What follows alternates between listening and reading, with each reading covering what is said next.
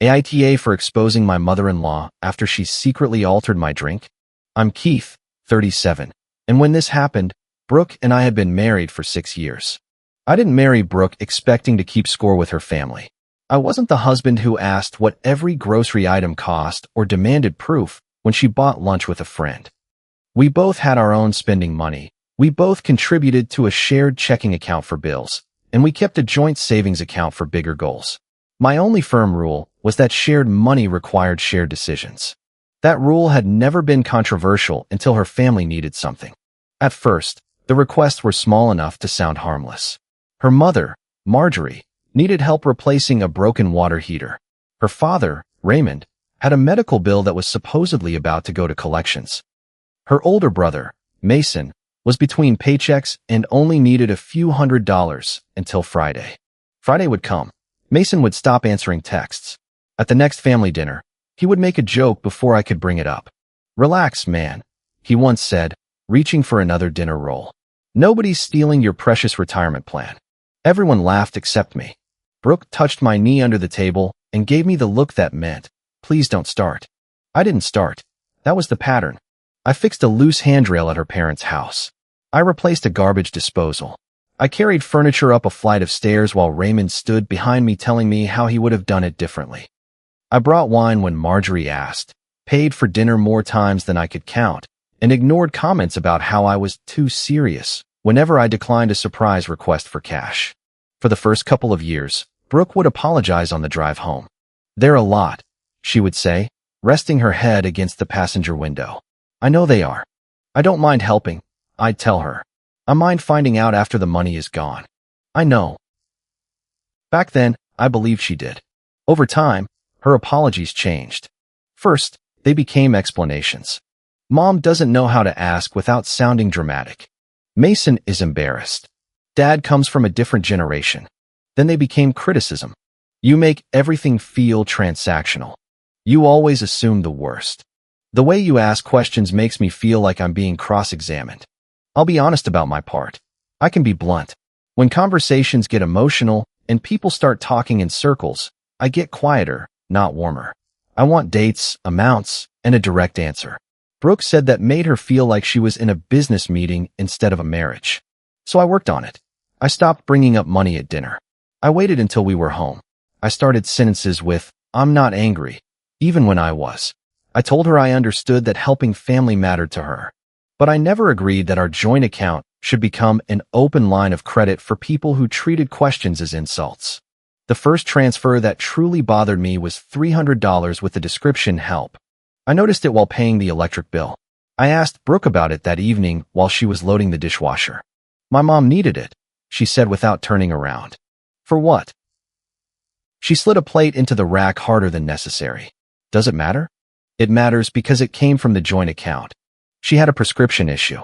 "What kind of issue?" Brooke shut the dishwasher and looked at me. This is what I mean. Why do I have to build a case before I can help my own mother?" "You don't. But if we're both paying for it, we both get to know what it is." Her face changed immediately. Not anger first. Hurt. Brooke was good at looking wounded before the conversation had even settled. "So I need permission." "That's not what I said. It's how it feels." The discussion ended with her crying in the bedroom and me standing in the kitchen beside a half-loaded dishwasher, wondering how a basic question had become proof that I didn't trust my wife. The next month, there was a $450 transfer labeled Mom. Then $200 to M. Then another $200 to the same contact 3 days later. When I asked, Brooke said Mason's car had broken down. "Why split it into 2 payments?" "I don't know. That's how I sent it." "Did he ask for $400? She rubbed both hands over her face. "I cannot do this tonight." The following morning, Marjorie left me a voicemail. "Keith, family helps family. Brooke shouldn't have to be afraid to ask you for something so basic. You are making my daughter walk on eggshells in her own marriage." I listened to it twice. I hadn't called Marjorie. I hadn't raised my voice. I hadn't even told Brooke she couldn't send the money. I had asked why the payment was split. That was when I started to understand that I wasn't only having conversations with my wife. Every private disagreement was being carried back to her family, edited, and returned to me as a verdict. Raymond joined in at Sunday dinner a few weeks later. A man who trusts his wife doesn't make her explain every dollar, he said while cutting his steak. I looked at Brooke. Did you tell them I make you explain every dollar? She kept her eyes on her plate. Can we not do this here? I didn't bring it up. Raymond leaned back. There you go. Always technical. Always looking for the loophole. I'm looking for a straight answer. Marjorie put a hand over her chest. That tone, Keith. What tone? The one that makes everyone afraid to say anything. Mason smirked into his drink. Brooke whispered, please. So I stopped talking. On the drive home, I told her I was tired of being discussed like I was a problem to manage. She stared out the window, then stopped making everything about control. I'm asking where our money goes. You're proving my point. That sentence stayed with me because it made the conversation impossible. If I asked, I was controlling. If I defended myself, I was proving I was defensive. If I stayed quiet, they treated silence as guilt. A month before the anniversary dinner, the transfers got harder to ignore. $900 left the joint account over 11 days. None of it went out as one payment. It was divided into amounts of $200, $250, $150, and $300. The descriptions were emergency, payback soon, mom, and a single letter, M. I printed the account activity and put it on the kitchen counter after dinner. Brooke looked at it and went pale. What is this? I asked. You printed our bank statement? It's our bank statement. That's not what I asked. $900 went to your family in less than 2 weeks. I want to know why. My mom had expenses. What expenses? And Mason needed help. How much did he need? She crossed her arms. Why are you acting like I stole from you? I'm asking you to tell me what happened. You always say that like it makes this normal. What would make it normal, Brooke? Not asking. Her eyes filled. I can't breathe when you get like this. I wasn't shouting. I was standing on the opposite side of the counter with both hands flat against the edge because I knew any gesture would be retold later. I stepped back. Okay, I said. We'll talk when you're ready. She grabbed her phone and went upstairs. 20 minutes later, Marjorie called. I didn't answer. She left 2 voicemails. The first said Brooke was devastated. The second said I needed to get professional help before this obsession with money destroyed the family. That was the night I called Adam. Adam and I had been friends since we were teenagers. He knew I could be rigid. He also knew the difference between rigid and unstable. I told him everything. The transfers, the family dinners, the voicemails, the way every conversation somehow ended with me apologizing for asking the original question. He was quiet for a few seconds. Do you have screenshots? He asked. Of the transfers? Of everything. I have the statements. Save the voicemails too. I'm not building a court case. You don't know what they're building. That irritated me. They're dramatic. They're not masterminds. I didn't say they were, but they're already using words like controlling and afraid. Don't give them the reaction they already wrote for you. I leaned back on the couch and looked toward the stairs. Brooke had not come down. What do you think I should do? Do not sign anything. Do not agree to anything in a room full of her family. Save it, date it, and don't start a fight until you know what you're looking at.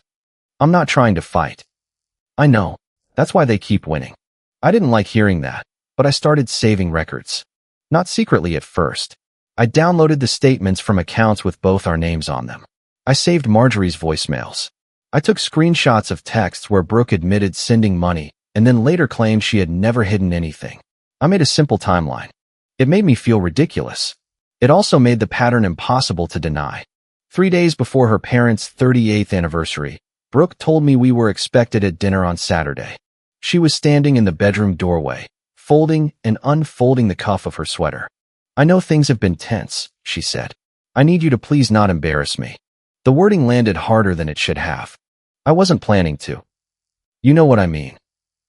No, I don't. She sighed. My parents want one nice night. No bank statements. No lectures. No questions about Mason. I have never brought a bank statement to dinner. You bring the attitude. I sat on the edge of the bed and studied her. Is someone planning to bring up money? No. She answered too quickly. Then there shouldn't be a problem. Brooke picked up her phone. Just promise me you'll stay calm. I am calm. Keith. I'll be polite. I won't discuss money if no one else does. Her mouth tightened as though that was not enough. The restaurant was busy when we arrived. The host led us through a room full of clinking glasses, servers balancing trays, and families leaning into one another to be heard. Marjorie had reserved a long table near the back. There were relatives I hadn't seen in months, 2 cousins, Raymond's sister, and an uncle who usually skipped anything formal. That was the first sign. The second was the forced family photo before we had even taken off our coats. Marjorie waved a server over and arranged us by height. Brooke stood beside me with her hand on my back, smiling too brightly. Mason told me to look less constipated. Raymond laughed. The camera flashed. Then everyone sat down, and I noticed Brooke's phone. She placed it face down near her water glass, which would have been normal except the top edge was angled toward my seat. The camera lens was not covered. I looked at her. She moved a menu over it. "Everything okay?" she asked. "Fine." Marjorie kept glancing toward the bar. Raymond started talking before the appetizers came. He gave a speech about marriage, loyalty, and knowing when to put family ahead of pride. Every few sentences, his eyes moved to me. Mason ordered a second drink before his first was finished. "You should have one," he told me. "Might loosen the bolts." "I'm driving." "So is Brooke." "I'm still driving." He grinned. Always an answer. Brooke stared at the menu, though I could tell she wasn't reading. Leah, our server, brought iced water and took the dinner orders. She looked to be around 30, calm and efficient, the kind of person who had learned how to move through crowded tables without getting pulled into anyone's mood. When she reached me, I ordered my meal and asked for club soda with lime. Marjorie interrupted. "I already ordered something special for Keith." Leah paused. I looked at her. "What is it?" "A zero-proof cocktail," Marjorie said. "Something festive. Since you always need an excuse not to relax."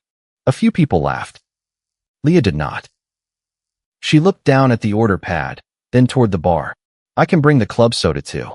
"Thank you," I said. Marjorie smiled at me with only her mouth. "See? We're taking care of you." The appetizers arrived. Fried calamari, bread, a plate of roasted vegetables no one had asked for. People reached across one another, talked too loudly, and kept trying to pull me into small arguments disguised as jokes. Raymond asked whether I had finally released the household budget. Mason said Brooke should apply for an allowance. Marjorie said, "Don't tease him. He'll start auditing the breadbasket." I kept eating. "I'm not discussing money tonight," I said once. That should have ended it. Instead, Marjorie leaned toward Brooke's aunt and said, loud enough for me to hear, "This is what she lives with. Everything is shut down." Brooke did not correct her.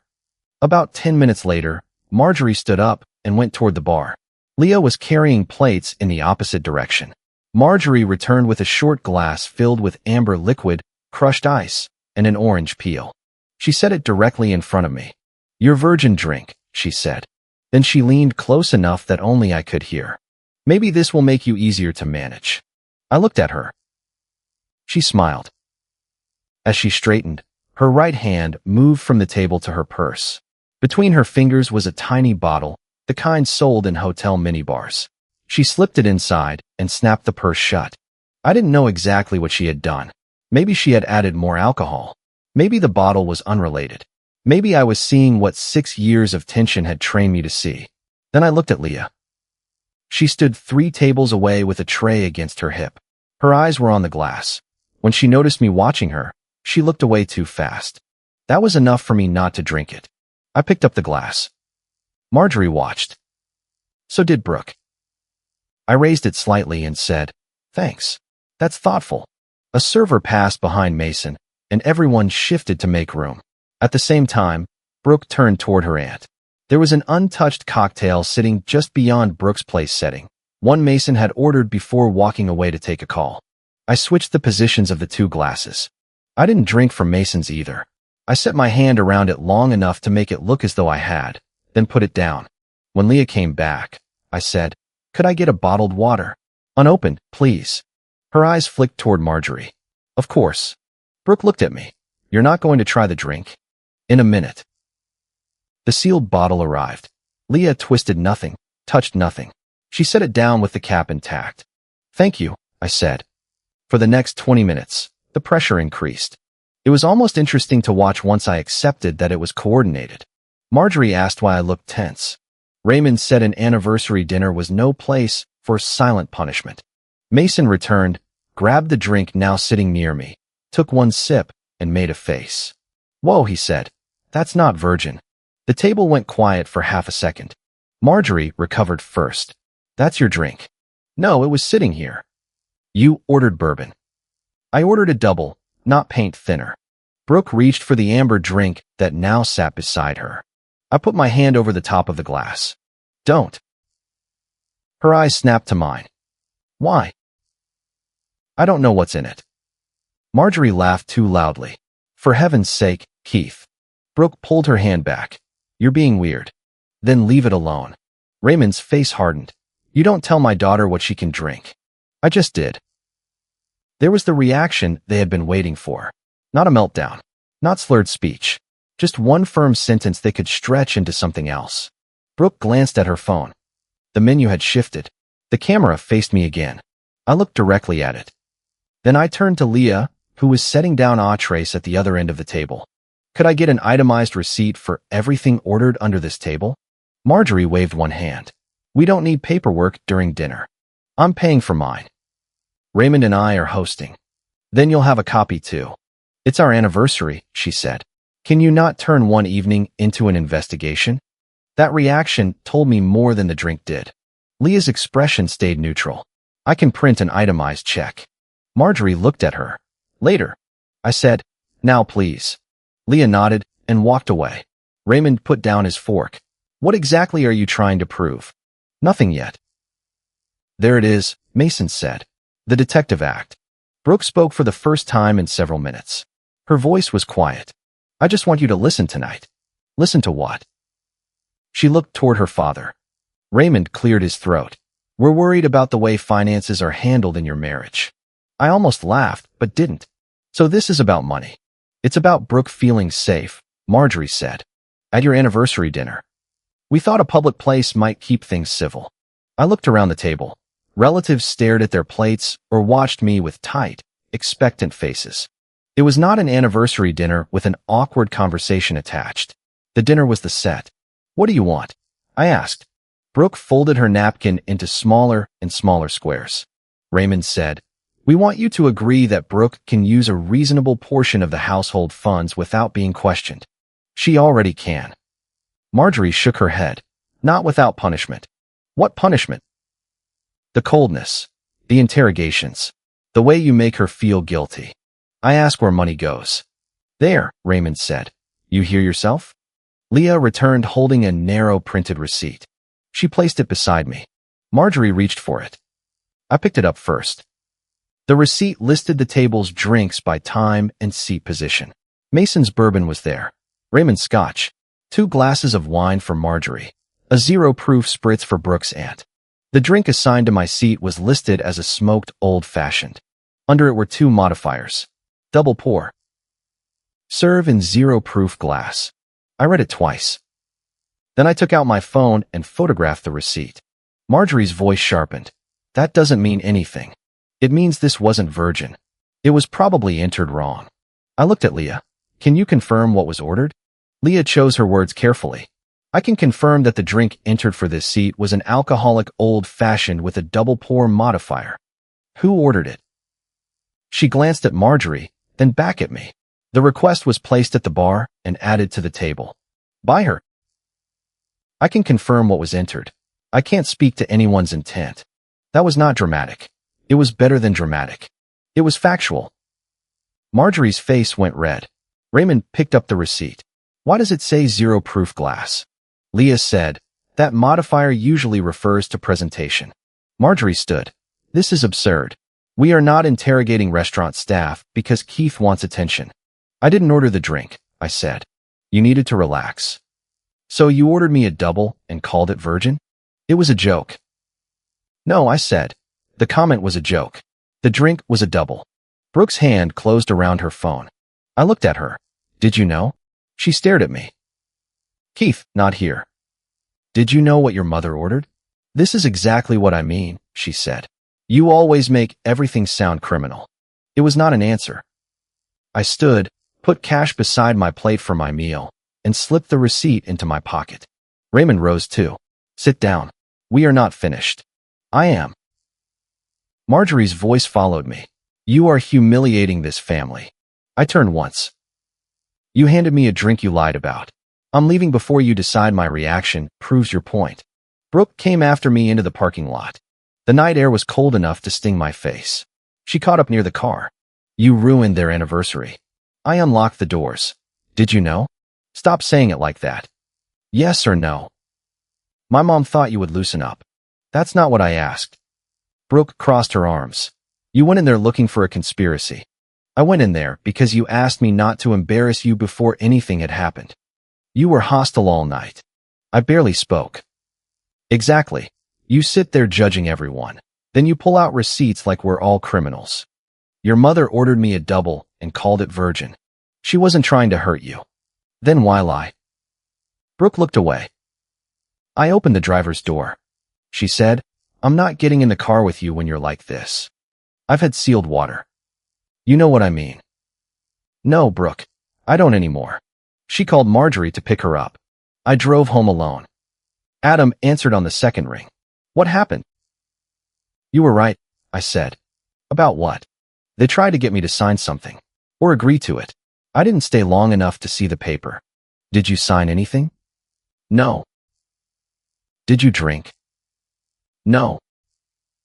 Good. I have the receipt. Save a copy somewhere she can't delete it. I'm home. Keith. I heard you. I photographed both sides of the receipt, emailed the images to myself, and uploaded them to a secure folder. Then I downloaded the last year of statements from the joint checking and savings accounts. Brooke did not come home that night. At 1 a.m., I got a text. I'm staying with Mom. I need space from your paranoia. I did not reply.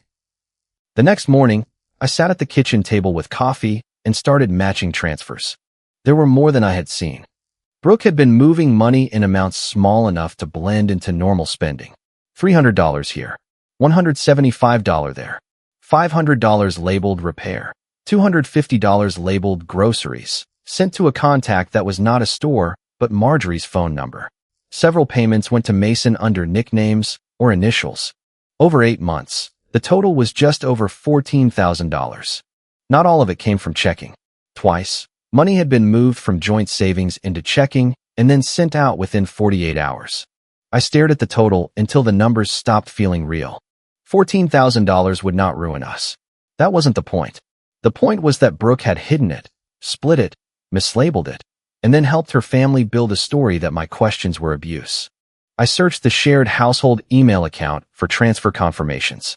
Brooke and I used that account for tax documents, utility notices, travel receipts, and anything we both needed access to. That was where I found the screenshots.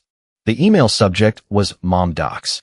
Brooke had sent it from an old backup address to the shared account 3 weeks earlier, probably so she could open the images on the home computer and print them. The body was blank. For image attachments were still there. They were screenshots of a text conversation between Brooke and Marjorie. At first, they were discussing the anniversary dinner. Marjorie, your father will have the agreement ready. Brooke, don't bring it out too early. He'll leave. Marjorie, he won't make a scene in front of everyone. Brooke, he might if he feels cornered. Marjorie, that may help. Then came the line that ended whatever excuse I still had left for my wife. Brooke, if he drinks, he'll either blow up or look guilty. Either way, they'll finally see what I deal with. Marjorie, once everyone sees it, he won't be able to refuse the agreement without proving us right. Another screenshot showed them discussing the phone. Brooke, I'll keep it angled at him. I need something if he starts. Marjorie, make sure it catches his voice. The final screenshot was about money. Marjorie, Mason needs another $600 before Friday. Brooke, I can split it. Keith is watching the account now. Marjorie, this is why you need your own access. Brooke, I know. After dinner. I sat there for a long time. The house was quiet except for the refrigerator motor and a faucet dripping somewhere upstairs. Brooke's coffee mug from the previous morning was still beside the sink. Her cardigan hung over the back of a dining chair. Normal things. 6 years of normal things. I wanted to throw the mug. I wanted to call her and read every message out loud.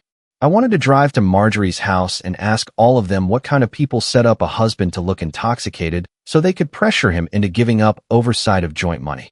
Instead, I called Adam. I found the plan. What plan?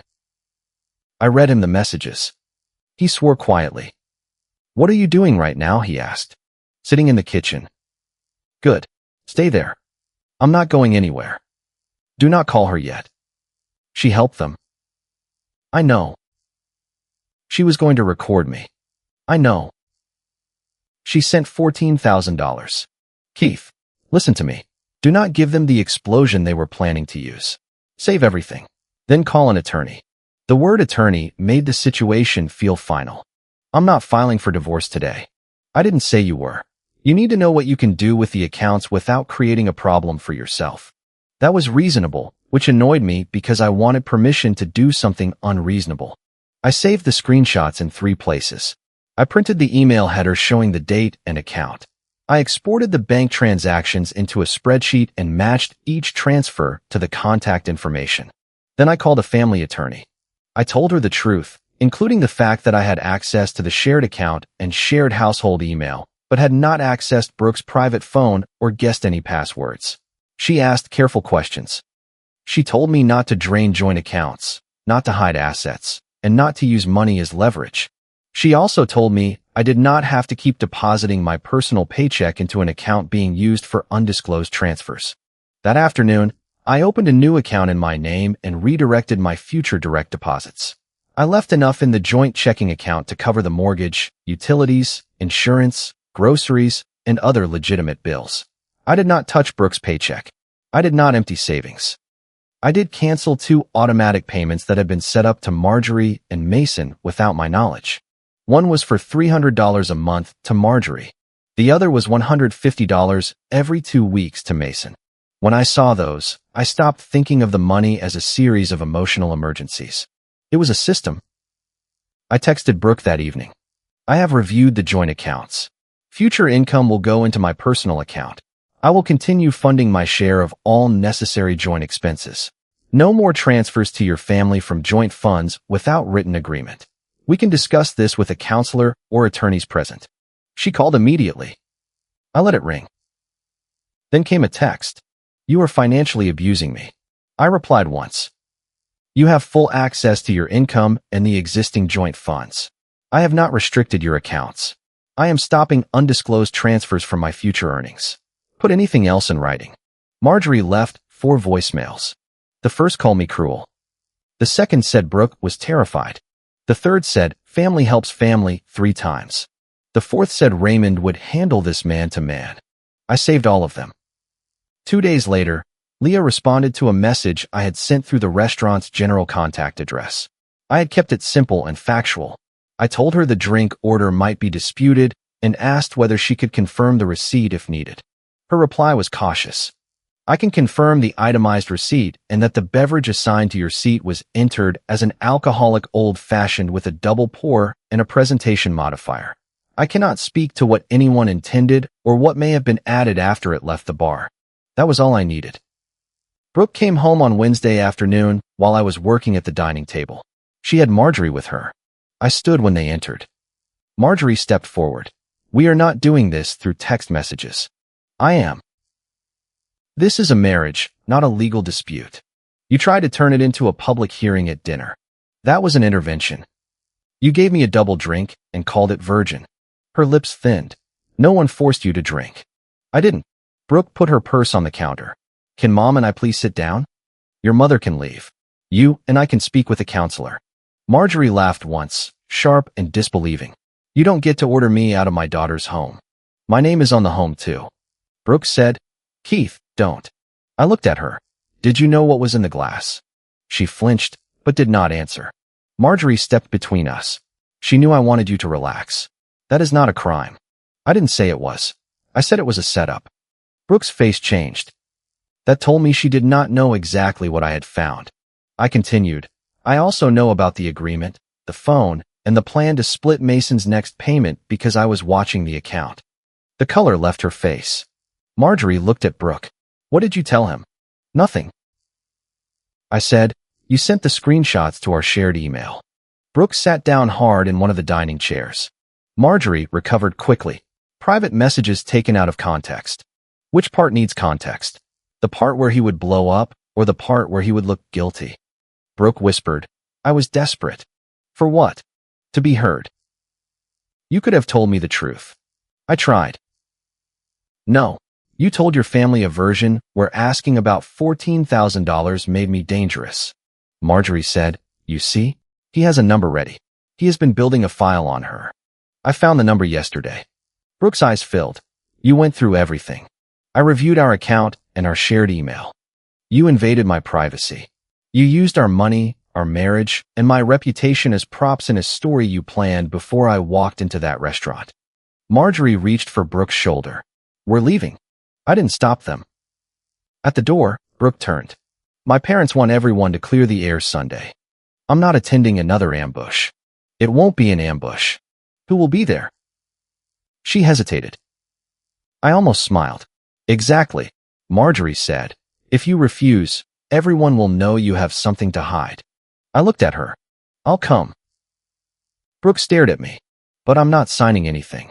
Sunday afternoon, I drove to Marjorie and Raymond's house with my phone, 3 printed bank summaries, copies of the receipt, and the written notes I had made after speaking with the attorney. No folder. No dramatic stack of documents. I carried the papers in a plain envelope. Adam called while I sat in the driveway. You don't have to go in, he said. I know. Do not shout. I won't. Do not insult anyone. I won't. Do not sign. I know. He paused. They're going to call your calmness cold. They already do. Then be cold. Just be accurate. Inside, the living room had been rearranged like a meeting room. Raymond sat in his recliner. Marjorie and Brooke were on the couch. Mason leaned against the fireplace with a coffee cup. 4 relatives sat in dining chairs brought in from the other room.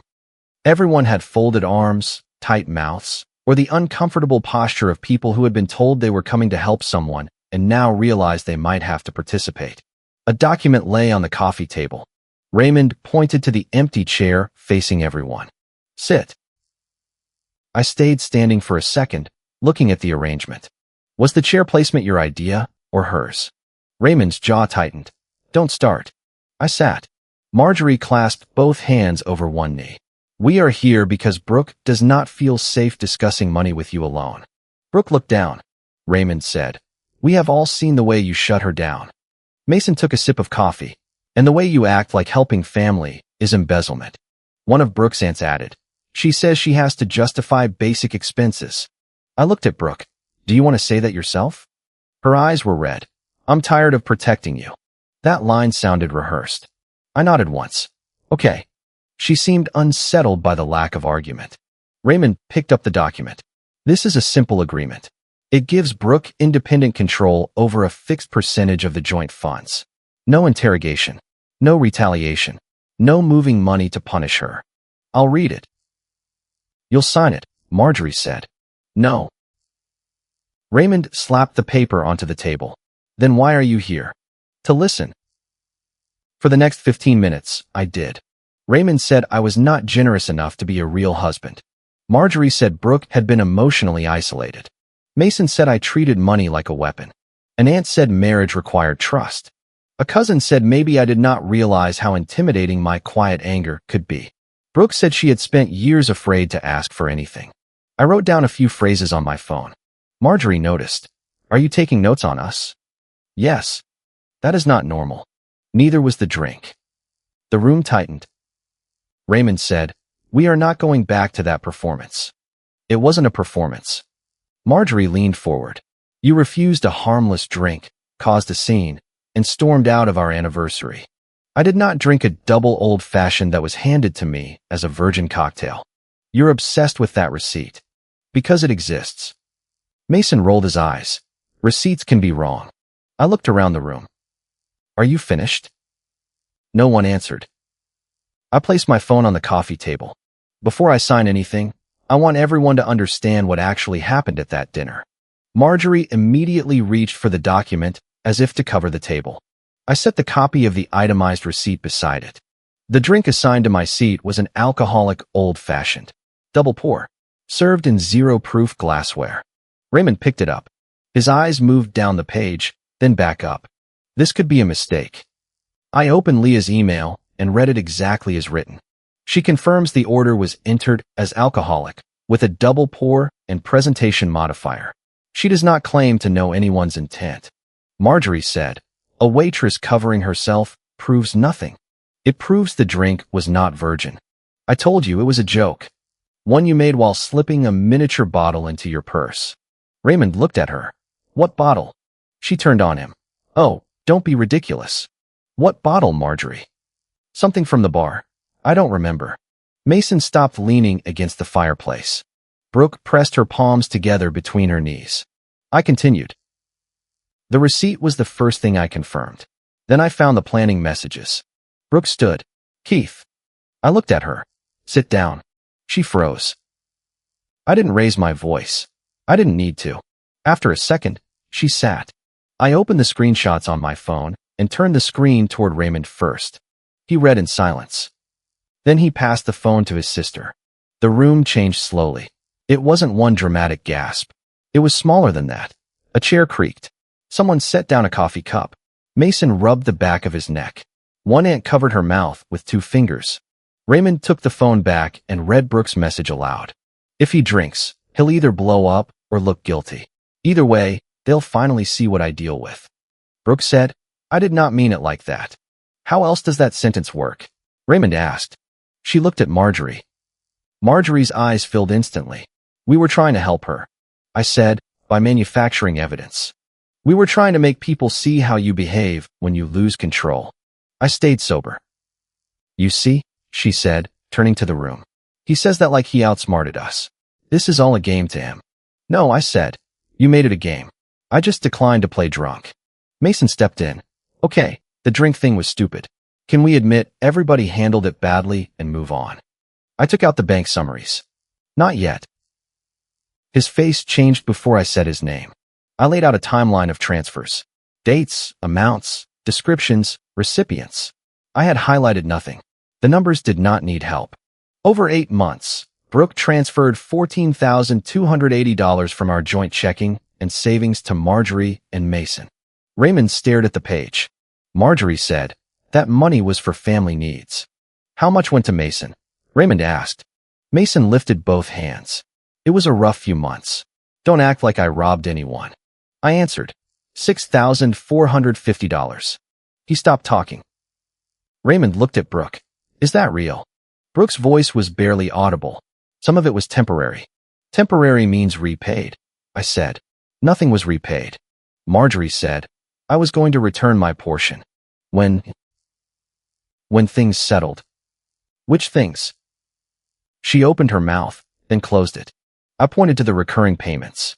These were not emergencies. $300 a month to Marjorie, $150 every 2 weeks to Mason. Both set up automatically. Raymond looked at his wife. You told me Brooke had helped twice. Marjorie's face hardened.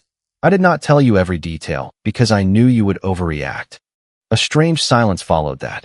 For the first time, Raymond heard the same answer I had been hearing for months. Brooke's aunt picked up one of the summaries. Why were some of these split? Brooke said, the app had limits. I said, it didn't. She looked at me with open anger now. You don't know what I was dealing with. I know you wrote. I can split it. Keith is watching the account now. Her shoulders fell. One of the cousins asked, why not just tell him Mason needed money? Brooke snapped, because he would have said no. I nodded. That's the first honest answer you've given. She glared at me. I continued. She knew I would object because we had already helped Mason several times without repayment. So she hid the transfers. Then she and Marjorie built a story where my objection was the real wrongdoing. Marjorie began crying. Not quietly. She covered her face and said she had spent her whole life sacrificing for her children. She said she never expected to be humiliated in her own home. She said I had poisoned Brooke against her. I waited until she stopped. Then I said, no, you try to make me look unstable. I just stayed sober long enough for the truth to catch up. Raymond winced. It was the sharpest thing I said all afternoon. Brooke stood again. You are enjoying this. I'm not. You came prepared to destroy me. I came prepared not to be destroyed by a story you wrote. You invaded my privacy. The messages were in our shared email. The money came from our shared accounts. The dinner involved my reputation. You do not get to call all of that private after using it against me in public. Mason put his coffee down. This is still between you and Brooke. You took more than $6,000 from our account. She gave it to me. Did you know she was hiding it? He looked at Marjorie. That is not an answer. He shoved both hands into his pockets. I knew you'd make a big deal out of it. There it is again, I said. Everyone knew I would object. No one thought that meant they should stop. They thought it meant they should hide it better. Raymond sank back in his chair.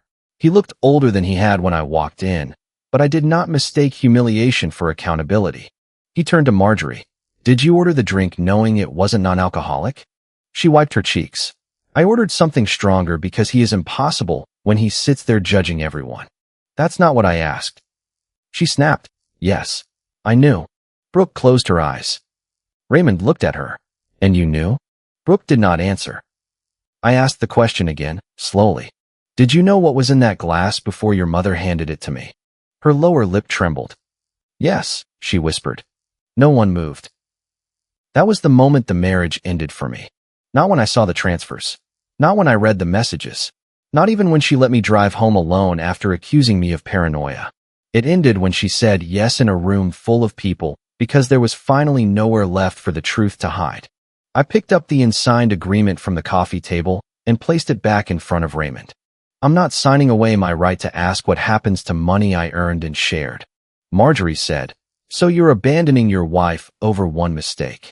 No, I'm separating from my wife because she hid money, helped stage a public confrontation, and knowingly tried to make me appear intoxicated so I could be pressured into giving up financial oversight.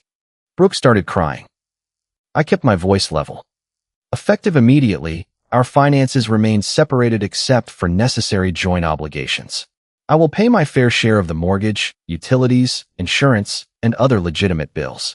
There will be no more support for Marjorie or Mason from my income. Mason scoffed. You can't control what Brooke does with her money. I'm not. She can use her own income. She cannot use mine or joint savings without agreement. Marjorie said, you're punishing the whole family. I'm stopping the leak. Raymond looked at me. And what happens to the marriage? Formal separation. Brooke stared at me as if she had not believed I would say it. You're leaving me? I'm ending the arrangement where private lies become public accusations and shared money becomes secret family funding. I said I was desperate. You planned evidence against me instead of telling me the truth. I was afraid you'd say no. That is not the same as being afraid of me. She looked around the room, perhaps expecting someone to defend her. No one did. I stood. Any discussion about reconciliation goes through a marriage counselor. Any discussion about money or separation goes through attorneys. I will not have private conversations that can be rewritten later. Marjorie rose too. You are not walking out after tearing this family apart. I put the copies of the records back into the envelope. I didn't tear it apart. I stopped holding the cover over it. Raymond said my name, but I left. Brooke came home that night. She found me in the guest room packing clothes into a suitcase. I had already arranged to stay with Adam for a few days while the attorney prepared a formal separation proposal. She stood in the doorway for several minutes. Finally, she said, you made me look like a liar. I folded a shirt and placed it in the suitcase. No, I just stopped helping you look honest. She flinched. I didn't feel good saying it. I didn't feel victorious. I felt tired. Brooke sat on the edge of the bed. My mom kept telling me you were going to cut me off. You had your own income. She said it would get worse. So you decided to make it worse first? I thought if everyone saw how tense you get, they would understand. You needed me to fail in public so your choices would look reasonable. She rubbed her palms against her jeans. I didn't think you'd actually drink enough to get hurt. That is not comforting. I know. No, I don't think you do. She looked up at me. Are you really done? I'm done speaking alone. Keith, please. Counselor or attorney. You're treating me like an enemy. You planned an ambush with your mother. Tears ran down her face. She said it was the only way to make you listen. I listened every time you spoke. I just didn't always agree. That distinction seemed to hit her harder than anything else. I zipped the suitcase. Before I left, I put a written list of the household bills on the kitchen counter with the percentage I would continue paying. I did not cancel her insurance. I did not freeze cards. I did not leave her without grocery money. I did exactly what the attorney advised and nothing more. The following week was a parade of partial apologies. Brooke texted that she was sorry the dinner got out of hand. I replied that the dinner was planned. She said she was sorry I felt betrayed. I replied that betrayal was not a feeling problem. She said her mother had manipulated her. I replied that Marjorie's influence did not erase Brooke's messages, transfers, or yes. Marjorie sent a long email accusing me of breaking my vows over money. I forwarded it to my attorney without responding. Mason texted, "You really blowing up your marriage over helping family?" I sent him the repayment total and no other words. Raymond called twice. I let both calls go to voicemail. His first message said he did not approve of what Marjorie and Brooke had done, but I had embarrassed them unnecessarily. His second said Mason would be expected to make a repayment plan. It was not an apology. It was more than he had admitted before.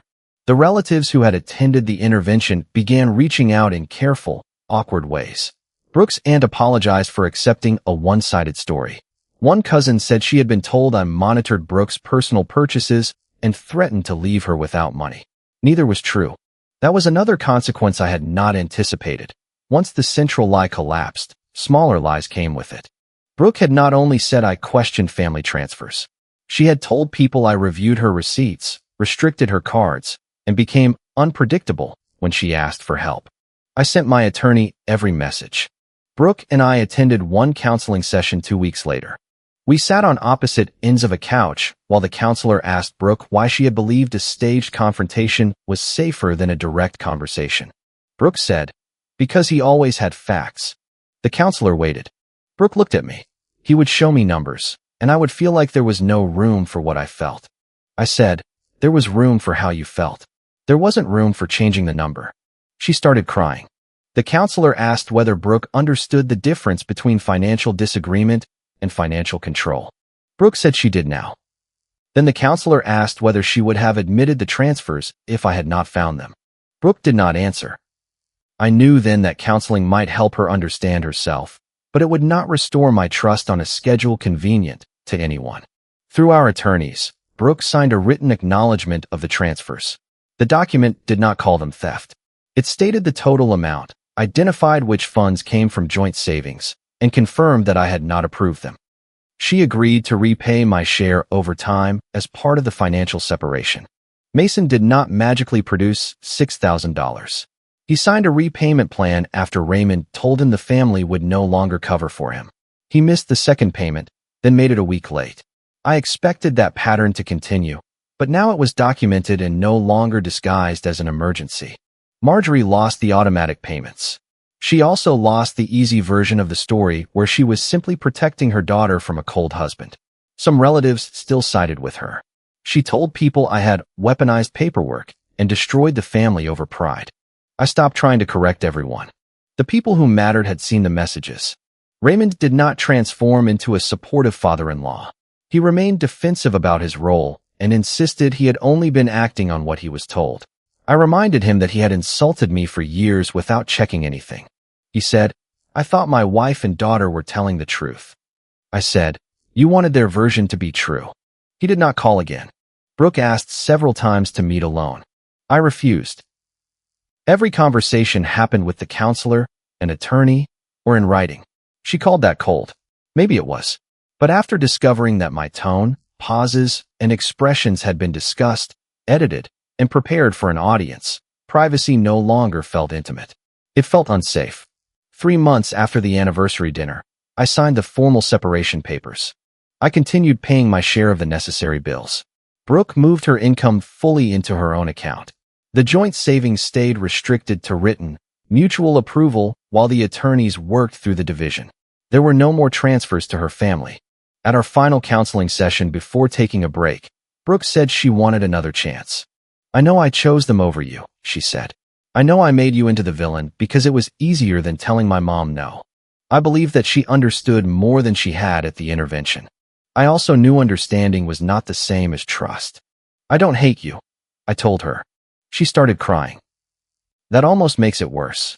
I'm not trying to hurt you." Then why won't you come home?